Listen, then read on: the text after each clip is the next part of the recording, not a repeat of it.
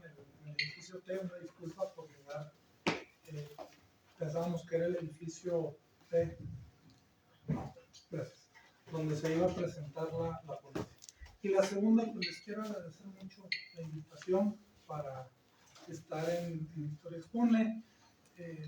Espero que haya sido un buen congreso. Lo que no leemos porquerías. No de puntos, y bueno, pues voy a disponerme a leer un texto. Creo que hay algunos estudiantes que están padeciendo el seminario de temas selectos de filosofía, que es de lo que voy a hablar hoy. Y les pido que si hay alguna cuestión que quisieran puntualizar, alguna mentira que esté echando y quieran aclararla, pues con toda confianza. Bueno, mi trabajo se titula Revisión de la conciencia del presente desde el presente mismo. Prometer pensar en el momento que se vive es una bella quimera que varias tradiciones filosóficas se han hecho a sí mismas desde hace más de 2 siglos.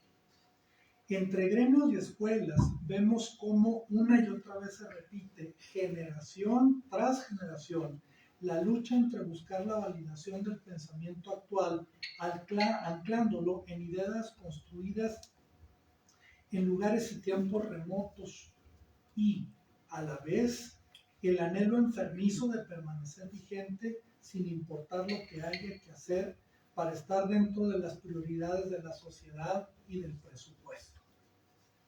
La filosofía compite con la literatura, la filología y la historia para verse reflejada en mayor cantidad de cursos y seminarios ofrecidos en instituciones públicas y privadas, así como en consolidar espacios que no están precisamente vinculados con el quehacer espiritual, sino más bien con el laboral y el político.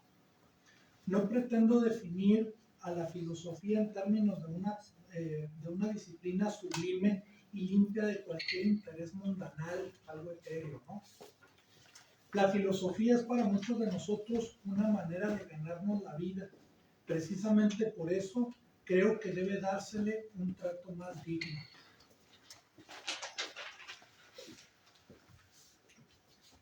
El estudio y supuesto ejercicio de la filosofía suelen reducirse a leer, escribir acerca de lo que se ha leído y encontrar o inventar la aplicabilidad o vigencia de lo que célebres personajes dijeron.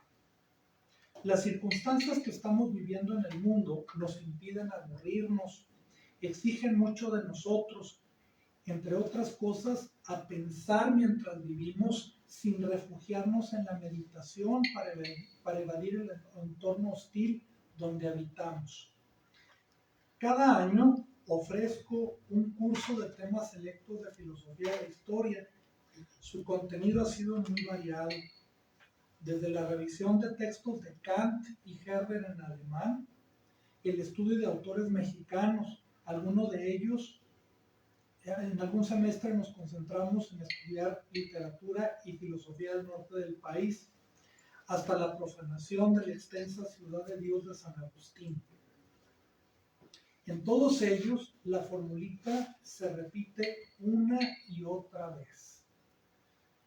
Leer para entablar diálogo, volver a leer y volver a dialogar. Es un ejercicio interesante, pero el entorno que nos rodea nos invita a hacer cosas, dejando atrás la contemplación. En noviembre del año pasado, empecé a preparar una selección de textos con el fin de proponer un seminario sobre historia natural del siglo XVIII. Amenazaba hacer un paseo por la mineralogía, la alquimia y la física, pero había algo que todavía no terminaba de convencerme. En aquella fría noche recurrí a la telepantalla de nuestro tiempo, entiéndase Netflix, para ver una película que se me antojaba prometedora. El Bardo, falsa crónica de unas cuantas verdades, de Alejandro González Iñárritu. Una pieza interesante, a pesar de reunir ciertos elementos que la convierten en un cliché propio de una actitud revisionista del país, no solo de su historia y de su política, sino de las innumerables ambigüedades en las que está atascada nuestra manera de ser, sentir, creer y pensar o abstenernos de hacerlo. Una escena me llamó poderosamente la atención. En un salón en semipenumbra, la gente pintada por luces de colores baila salsa. Las miradas de los danzantes y de quienes los observan abarcan trozos de ese universo. El cantante con sus músicos, los meseros, los borrachos y las conversaciones a gritos. Eso y más compone una totalidad fluctuante e incesante. ¿No es esa una manera de plasmar la filosofía de la historia? Bueno.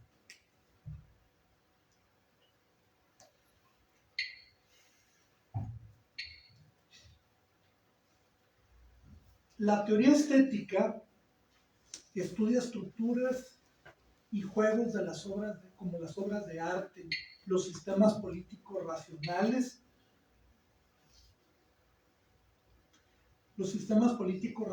e higiénicos o la conformación del cosmos plasmada en gemas y plantas, materia prima del curso que pensaba dar en un principio.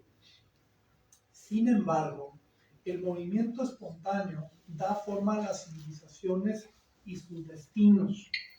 Volviendo a la escena del salón, observé a la gente en actitud esparpajada. Al mismo tiempo formaba un todo que quizá no vaya a ninguna parte, pero ese todo es. Pensé en las noticias de la guerra de Ucrania, contradictorias y extremistas, en las posturas de indiferencia, amor y odio que los bandos locales pretenden despertar entre nosotros sobre el conflicto. En el diputado que ondeando la hoz y el martillo cantó la Internacional en San Lázaro, en los que se pronunciaron para respaldar al gobierno de Kiev o en quienes no tienen idea ni quieren tenerla sobre la ubicación geográfica de Ucrania en el planeta. Me vinieron a la mente palabras huecas como polarización. Ustedes cuentan cuántas veces escuchamos la palabra polarización en el día, no van a alcanzar a contarlas. Polarización, militarización, participación, democracia, información, fascismo, ciudadanía, pueblo, narrativa, otra pinche palabra. Así como la frase, yo voy a ser el presidente de México. Todas estas expresiones no dejan de escucharse una y otra vez por todas partes y en todo momento. Vinieron como en cascada el pozo sin fondo de la aeronáutica mexicana, los ajustes constantes a las famosas corcholatas, la oposición y sus discursos ridículos, los crímenes ecológicos en el sur del país, la creatividad de los asesinos que ejecutan a toda clase de personas, la filtración de mensajes, videos, documentos y llamadas en las que se revelan bajezas que no sorprenden ya a nadie. Los otros datos, los desfiles, las celebraciones, las marchas y las contramarchas. En la pista de baile del bardo, el intercambio de gritos no es plática, tampoco un esfuerzo por rivalizar con la salsa de fondo. Ella le pregunta dónde está el baño, mientras él responde que ya cenó.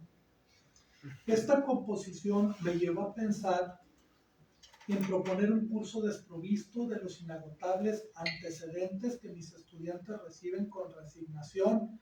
Los que me han padecido en clase saben de lo que estoy hablando. Sin los consabidos textos en lenguas exóticas, sin el marco conceptual para dirigir nuestras mentes. Un trapecio sin red donde no existen las caídas. Puede haber más vacío en las letras muertas que en la ausencia de ellas. ¿Cuál es la materia prima entonces para pensar y pensarnos en el tiempo presente? La realidad. Y así fue como empezó el experimento.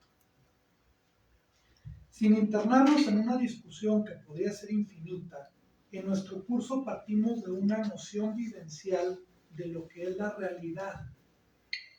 Es decir, la realidad no se discute ni se debate, la realidad se vive. Y es algo con lo que hemos estado trabajando este semestre. Y van a ver qué vivida es la realidad en nuestras clases. Ahorita les voy a dar algunos ejemplos.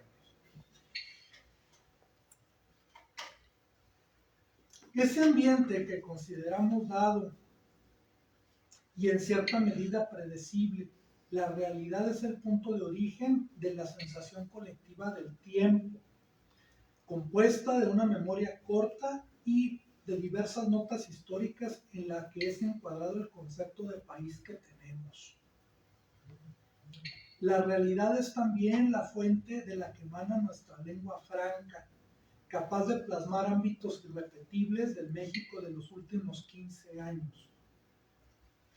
Crea códigos para expresar el vértigo y el absurdo cotidianos. Habla de la incertidumbre de lo que pudiera venir, de la incredulidad arraigada en experiencias de varias generaciones, así como de acontecimientos terribles con los que estamos acostumbrados a vivir. La realidad es un ensamble de percepciones íntimas, sin las que sería imposible nuestra comunicación y con ella hacernos tangible el medio donde estamos ubicados. Eso que llamamos presente o contemporaneidad es difícil ubicar porque se nos va entre las manos. Estamos tan involucrados que es complicado hacernos a un lado para pensar en la corriente que nos empuja y con la que empujamos a los demás. ¿Desde cuándo podemos hablar de nuestro tiempo en el México que vivimos? ¿Desde cuándo los acontecimientos influyen determinantemente en lo que hoy vivimos y somos? La manera más amigable para resolver este problema era echar mano de materiales en video cuyos registros captan elementos localizables en nuestro entorno. Los primeros en la lista fueron el bardo, por supuesto, de ahí surgió la idea de esta marihuana. Y las películas de Luis Estrada de los últimos 20 años, desde La Ley de Herodes hasta Que Viva México. Cada una de ellas exhibe descarnadamente el momento de su rodaje, no sin hacer conexiones con la historia de la segunda mitad del siglo XX. A pesar de la lucidez que el cine puede alcanzar, era necesario echar mano de algo más. Igualmente caricaturescos y realistas son los documentales propagandísticos pagados por Echeverría, mostrándolo de gira y en el memorable encuentro que tuvo con los estudiantes de la UNAM en 1975. Si no lo han visto, véanlo, es la cosa más divertida del mundo.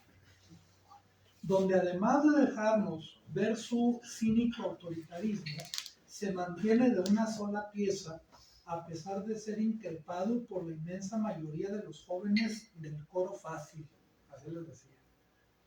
No menos significativa, esta tiene un lugar especial, no menos significativa, es una secuencia musicalizada de aspectos de la vida de López Portillo cuando era presidente. Por igual puede verse en reuniones de trabajo o hablando por el famoso teléfono rojo, así como montado a caballo, haciendo esgrima o boxeando. Otro material imprescindible es un reportaje hecho por la televisión francesa sobre el exgobernador de Guerrero, Rubén Figueroa Figueroa, en 1979. Tan crudo que en momentos no se sabe si es una parodia o una alusión, una alucinación extraída de la mente del político. La pieza inicia con la escena de Figueroa humectando sus carnes en la alberca de su casa, haciendo pausas para atender asuntos públicos cual Tritón sin salir del agua, pide informes, responde solicitudes y expresa su voluntad para arreglar el caos. Su conducta es digna de alguno de los villanos de las películas del Santo. esa naturalidad y sencillez fingidas, ese poder emanado de las urnas que se ejerce con ecuanimidad, esa declaración que se viene desde muy abajo, es pan de todos los días. Actitudes comunes en los montajes de Echeverría, López Portillo y Figueroa, aunque ellos no las hayan inventado, aunque ellos no se hayan encargado de extinguirlas. ¿Recuerdan los promocionales de Margarita Zavala, la ama de casa? ¿Alguno los ha visto? Esta es mi casa. No es tan diferente al viejo este que se remojaba en la alberca. Tienen presente las entrevistas con Monreal, Fox, Moreira, Peña Nieto, Muñoz Ledo y otros tantos personajes cuyas actitudes pueden ser menos estridentes, pero no muy diferentes en el fondo. Este bastón de testimonios del momento actual, o lo hemos vivido, o tenemos todos los recursos para recrearlos con gran fidelidad. Los debates políticos son igualmente sugerentes para hacer filosofía. Lo que se dice pasa a segundo término. Lo más relevante es todo el ropaje que se les coloca para persuadir al auditorio de estar ante un intercambio riguroso de argumentos. Si existieran los detectores de falacias, seguramente estallarían por sobrecalentamiento al ser conectados a las candidatas y los candidatos. Desde las elecciones de 1994 se viene reproduciendo una presentación cuyo formato ha cambiado solo en la superficie, siendo los más burdos los de 2018 y 2023, estos últimos para la gobernatura de Coahuila y el Estado de México. Los debates que se han dado en los últimos años no son muy diferentes a los programas del difunto Chabelo. A la luz de las décadas, me pregunto si las promesas de cambio son estrategia de campaña o un prerequisito para figurar en la contienda electoral. Mirándonos en el espejo de los debates, nos es posible evaluar la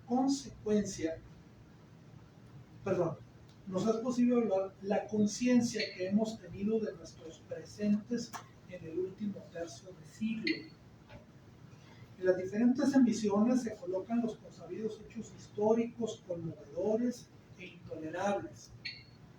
La cara de pendejos que ponen a cuadrar de los candidatos cuando hablan, por ejemplo, del Tlatelolco, del Halconazo, de los fraudes electorales del 86, del 88, del 2006 y de los que van acumulando, de Aguas Blancas, de Ayotzinapa, de las víctimas colaterales de la guerra contra los narcotraficantes, episodios reclusivos de la historia mexicana, que de existir un péndulo que marque la regularidad de las cosas, en un futuro la lista será más larga e igualmente se les atacará a través de las consabidas promesas.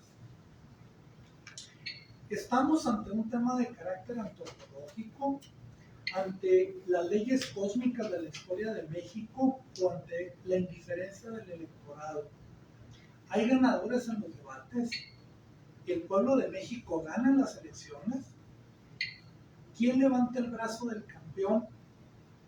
No solo ha de observarse a los contendientes de las franquicias políticas más poderosas, sino a segundones como Gabriel Cuadri, Patricia Mercado, Jaime Rodríguez, de quien también en alguna sesión vimos una entrevista muy profunda, o Roberto Campa, a quienes tenemos décadas viendo cambiar de partido, pero jamás los hemos visto salir del régimen. Los jueves los dedicamos a revisar materiales de un salón oscuro, 3 estudiantes inscritos y los oyentes que superan el número observan el video de la sesión. A veces se quedan dormidos o dormidas. Las que se quedan dormidas no vinieron. Se han quedado dormidos. ¿Están grabando este video? Sí. Para que se los compartan, ¿no? Saludos, muchachos. Bueno, repito el pasaje. A veces se quedan dormidos o dormidas mientras reciben el tradicional piojito aplicado en las salas de cine. Ustedes me dirán si estoy mintiendo. Algunos corroboran datos o buscan más información, otros han llevado los célebres chilaquiles carneales. No dejo de sorprenderme por la impresión que les produjo El Apando de Felipe Casals, rodada en 1976, una película cruda en la que se muestran las miserias humanas sin nacionalidad ni época, pero inscritas en la cárcel de Lecumberri. De aquí surgen diversos tópicos para pensar la historia del país, envuelta en ornamentos heroicos y melodramáticos. Ustedes no habían nacido cuando se dio el famoso caso del Negro Durazo, que era el jefe de la policía en la época de López Portillo, con al bote. Luego meten al bote a la quina, tampoco habían nacido ustedes. Algo más reciente, cuando metieron al bote a esta mujer tan guapa, el Esther Gordillo. ¿Qué se ríen? Era la amante de Fries. De Jonquitos. Sí, de Jonquitos. Bueno, luego metieron al bote a Rosario Robles y ahorita andan con la onda de extraditar a Peña Nieto. Bueno, esto es un constante en la filosofía de la historia del país de los últimos 50 años. Vamos a entambar a fulanito de tal para que se haga justicia. ¿Me explico? Es un tema recurrente, es un tópico que yo creo que hay que pensarlo más allá de la política. Hemos observado comerciales en los que se informa sobre la adopción del nuevo peso, propaganda de campaña de Humberto Moreira, Marcelo Ebrard y Vicente Fox. Vimos a López Obrador y Cuauhtémoc Cárdenas en un programa del extinto PARM, producido en 1989. Nos encontramos con una edición del programa Espiral de 2018, en el que aparece Osvaldo Zavala afirmando que los cárteles de la droga no existen en México y que no son otra cosa más que un montaje para justificar la intervención de Estados Unidos, así como la inercia transaccional del sistema político de nuestro país. Contrastamos las entrevistas que el insulso René Delgado le hizo en este año a Gerardo Fernández Noroña y a Miguel Mancera.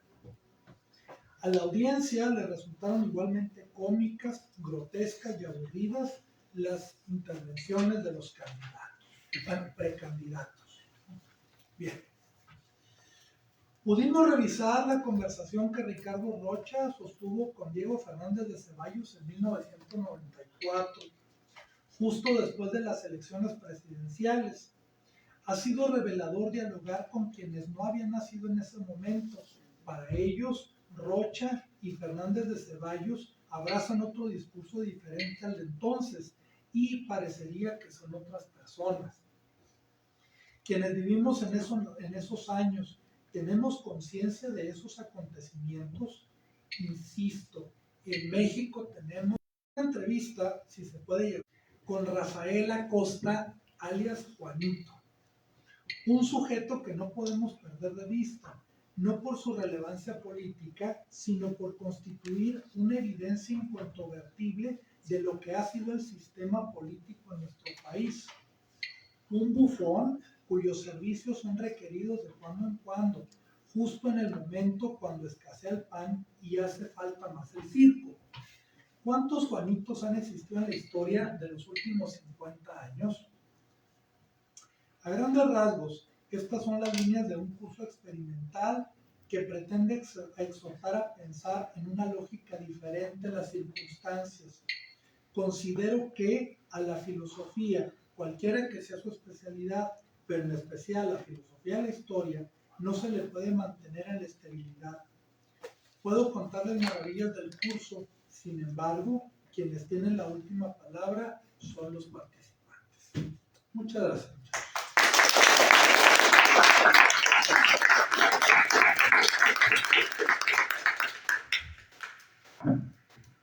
Bueno, a continuación pasaremos con la ronda de preguntas. Si tienen alguna, por favor, levante la mano. José. Ahorita menciona, pregunta medio, no sé si fuera de contexto, o sea, si no tenga mucho que ver, pero menciona las películas de Luis Estrada, ¿no? La que iba a México. ¿Qué opino de ella? O sea, me parece que es muy distinta a las otras. Me interesaría saber su opinión al respecto. A mí se me hizo muy light, muy ligerita. Bueno, en crítica, ¿no? Porque ligerita de pasarla, no. Bueno, me parece que Estrada tiene muchos más elementos para hacer una película. Fue algo que se anunció mucho, se creó mucha expectativa, es que me censuraron, es que es la película más crítica que he hecho. No, yo pienso que es la película menos crítica que ha hecho. Está involucrando actores que a lo mejor jalan mucho la taquilla, pero no se ve, por ejemplo, no se ve esa crudeza del infierno, o no se ve ese humor negro de la dictadura perfecta. No sé si se está haciendo viejo, no sé si es temor al régimen, no sé si se fue por la lana, que es válido, pero no me gustó. Y tampoco. Adelante. Bueno, dentro de lo que estaba comentando, sí me perdí en ciertas partes, pero lo que quería rescatar es como esta parte que usted menciona de cómo agarran a ciertos políticos y los encarcelan. ¿Usted por qué cree que sucede este fenómeno aquí en México? Bueno,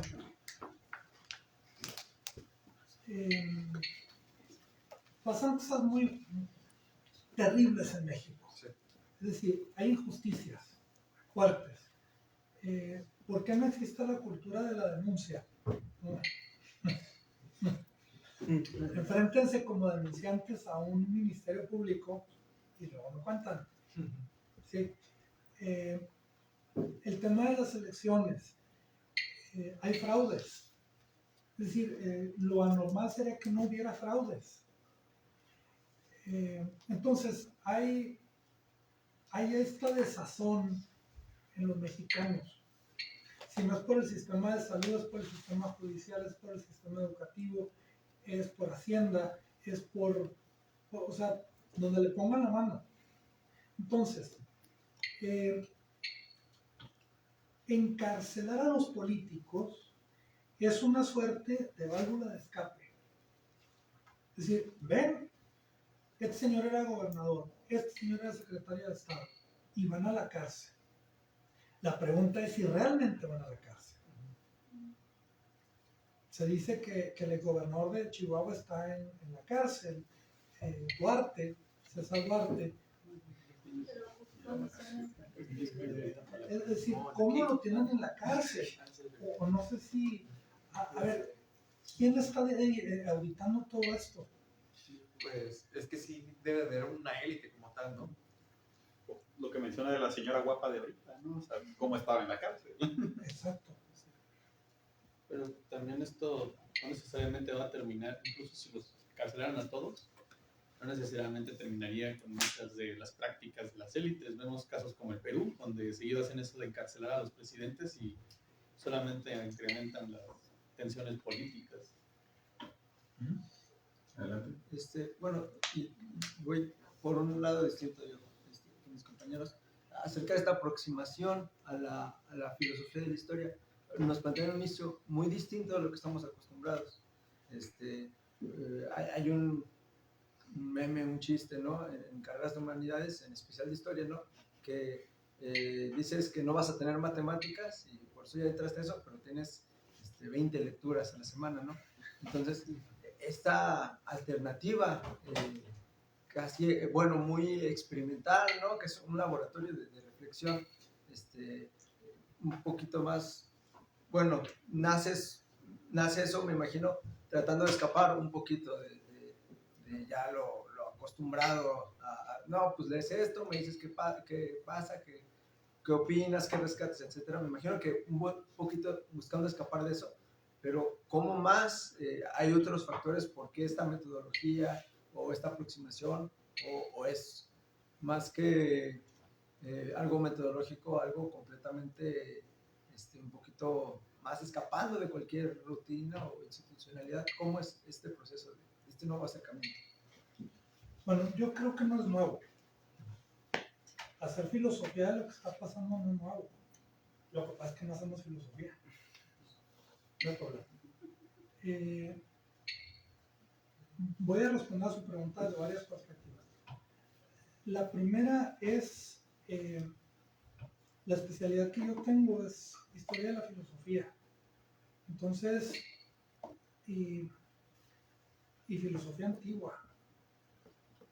Entonces, aquí hay algunas víctimas que han padecido mis cursos de antigüedad.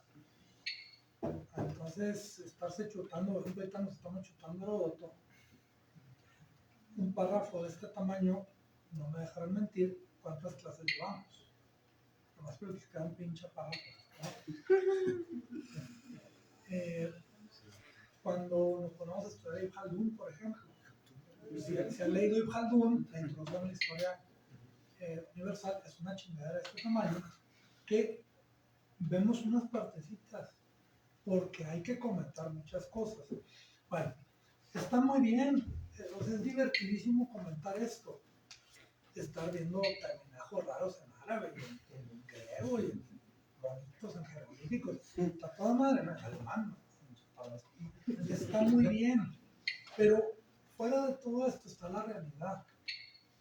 Es decir, pienso que estamos desaprovechando en las carreras de humanidades un mundo que está estallando y al que no le entramos. Hay unas circunstancias tremendas en todo el mundo y no le estamos entrando. Va por ahí también. Y además, que en México no acostumbramos a hacer filosofía mexicana. ¿Sí? Nos vamos a revisar textos en francés, nos vamos a revisar textos en inglés, en lo que está pasando en otras partes, pero lo que pasa aquí, en el lenguaje, en la lógica, en la dinámica de lo que pasa aquí en México, no lo tomamos en cuenta. Adelante. Ah, sí. A un amigo, me acuerdo que me estaba hablando con él y me decía que se le hace muy chistoso el siglo XXI porque parece ser que ya no hay filósofos, que decíamos el siglo XX y pues tenemos a Camus, grandes pues, corrientes literarias, pero que actualmente si es que hay, como que no plantean muchas cosas nuevas o parece que no hemos generado un nuevo conocimiento.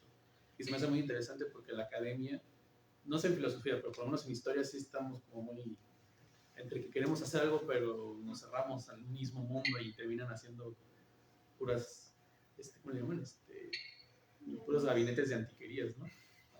¿Usted qué opina de eso? En México hay algunos filósofos importantes, por ejemplo, el profesor Alberto Saladino, del Estado de México, desarrolla un pensamiento interesante. La doctora Carmen Rovira, que murió hace un par de años, especialista en filosofía mexicana. Ya. Es decir, hay helenistas muy importantes, hay especialistas en Kant muy importantes, sí hay gente que se especializa en muchas cosas que hacen un trabajo muy interesante, pero filosofía en esa dinámica, en esa medida, es muy poco lo que se hace. Yo sí tengo la duda. Primero igual la compañera. Sí, bueno, pienso que lo que planteó usted en la ponencia de esta presentación me hace pensar mucho en Guy Debord, en la sociedad del espectáculo. Y pienso que lo que estamos viviendo ahora con la política representante del Estado es la expresión máxima del espectáculo. Sin embargo, como historiadores y como científicos sociales, porque no solamente hay historiadores aquí, hay que pensar en la crisis del pensamiento crítico, en los momentos de saturación que estamos viviendo, o sea, de la sobreinformación, y tomar el papel, el traje del historiador, decir, bueno, estoy en ese momento de saturación, y yo tengo esta capacidad de curar el registro, entonces yo tomo, ¿no? Entonces yo empiezo a cuestionar desde ahí, y yo desde ahí me posiciono, ¿no? Porque estamos viviendo en un estado de guerra no declarada, en una etapa del capitalismo war, que en la firma del Tratado de Libre Comercio en los 90 fue solamente la apertura, esta transición de cabroncísima de las olas de violencia que estamos encarnando en el milenio, ¿no? Pero todo eso me evocó y me parece muy importante, ¿no? Entonces hay que pensarlo un poquito como más en que estamos resistiendo en un momento de guerra, ¿no?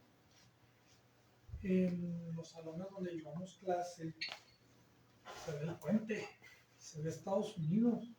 Es decir, tenemos una ventana a unas circunstancias que se están dando y nosotros discutiendo un jalón. Heródoto. Por cierto, la semana que entra tenemos que revisar Heródoto.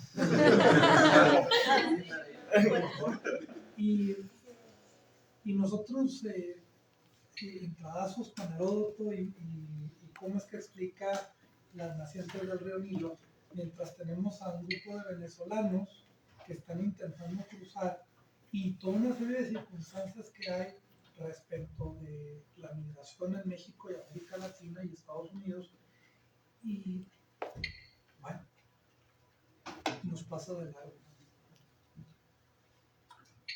Adelante. Okay. Sí, a mí me causa mucho ruido esta parte que usted comenta sobre la filosofía mexicana. Mi pregunta es, ¿cuál es esa filosofía mexicana? Porque desde el desarrollo de los pensamientos sociales no podemos pensar desde lo que es estudiar México desde México, ¿no? Y también sucede también con lo latinoamericano y lo postcolonial. Bueno, ya cuando hablamos de posmodernidad, de estructuralismo, de fenomenología, nos estamos enquistando en una ideología que no hemos podido superar. Y la manera de superarla es, bueno, qué maravillosas cosas hacen en Francia, en Alemania, en Inglaterra, fantásticas, las conocemos, pero nosotros proponemos esto. Es decir, qué bueno, la fenomenología es maravillosa, pero ya pasó. Husserl ya se murió.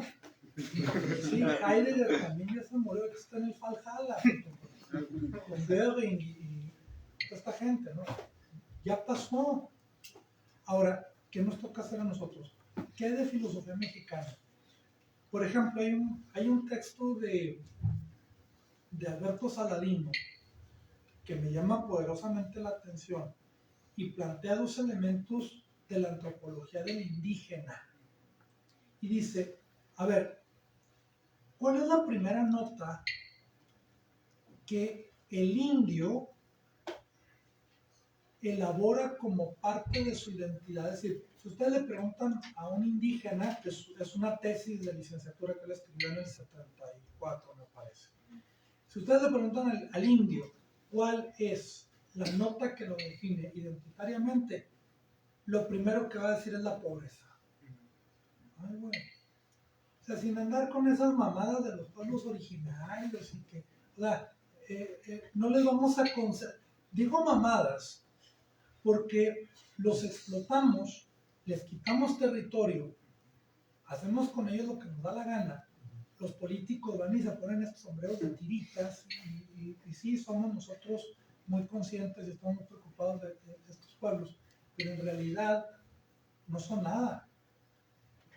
Y nosotros andamos con esta bandera de que les concedemos la ciudadanía a los indígenas, siendo que los indígenas nunca les hemos preguntado si la quieren.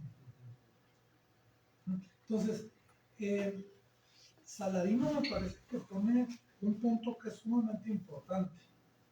O sea, deja de lado este tema hipócrita de los pueblos originarios para entrarle de lleno a la antropología de la pobreza. 1.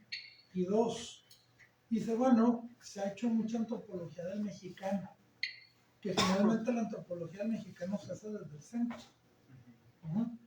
Bueno, hacer una antropología, bueno, primero que nada, lo interesante sería averiguar si a los indígenas les interesa hacer una antropología de sí mismos, porque a lo mejor no les importa.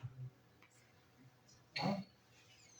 Entonces, si les importa, habría que escucharlos y entender cómo es que ellos se conciben a sí mismos. Parece obvio, pero en México no se ha hecho. Y esto no es ni fenomenología, no es un pensamiento de la otredad, es lógica pura. Tan sencillo como eso. ¿Alguien tiene alguna otra pregunta? Adelante.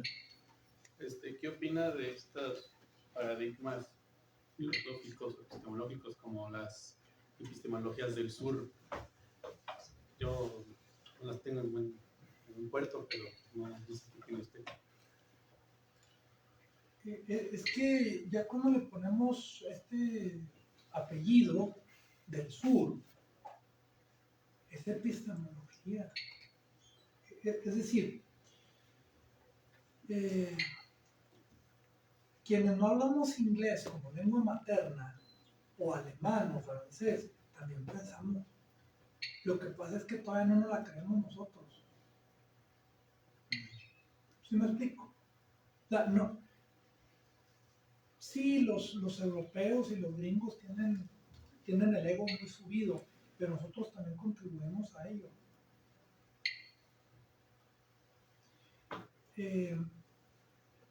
Aquí en México, aquí en el norte, que si hace un rato me preguntaron si en México había filosofía, pues, se van a extrañar más si les digo que en el norte hay filosofía.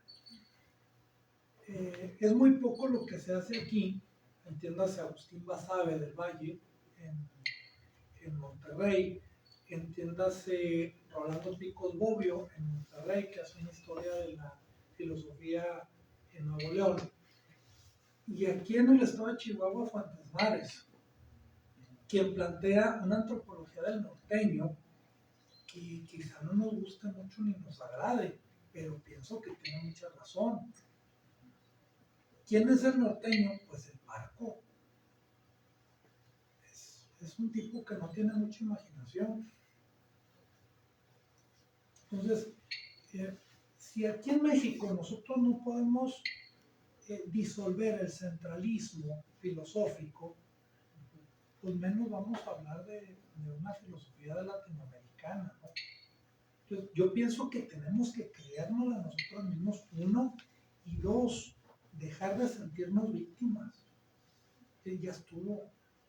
Que los españoles, que los gringos, que los chinos, que los extraterrestres, pues está bien. Han pasado muchas cosas que sí, pero ok, ya pasaron. Y luego, ¿cómo asumimos nosotros nuestra autonomía espiritual e intelectual? ¿Cómo?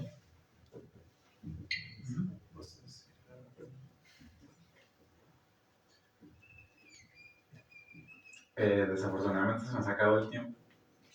Hago entrega de las constancias. De la constancia. Muy importante.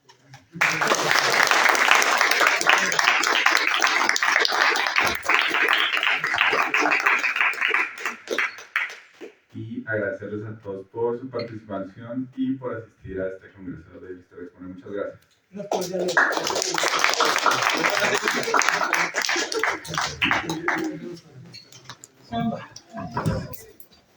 Creo que ya